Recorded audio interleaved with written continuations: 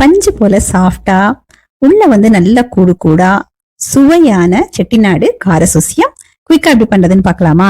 1 cup மாவு பச்சரிசி, 1 cup உளுத்தம் பருப்பு ரெண்டையும் சேர்த்து நல்லா வாஷ் பண்ணிட்டு 2 மணி நேரம் ஊற வச்சுக்கணும். பாருங்க, பருப்பு நல்லா ஊறி இருக்கு.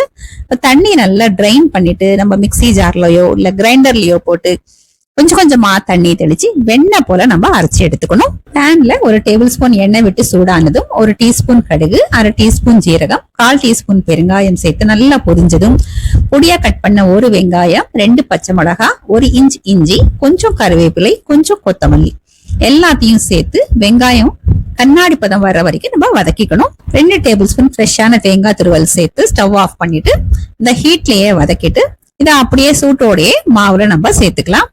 தேவையான அளவு உப்பு சேர்த்துட்டு எல்லாத்தையும் நல்லா மிக்ஸ் பண்ணிக்கணும். மாவு வந்து இந்த மாதிரி போண்டா எல்லாம் போடுவோம் இல்லையா, அந்த மாதிரி கன்சிஸ்டன்சில இருக்கணும். கடாயில எண்ணெய் வச்சுட்டு நல்லா சூடானதும் இந்த மாதிரி சின்ன சின்ன போண்டாவா போட்டு திருப்பி திருப்பி விட்டு எல்லா பக்கமும் நல்லா கோல்டன் கலர் வர்ற வரைக்கும் நம்ம பொரிச்சு எடுத்துக்கணும்.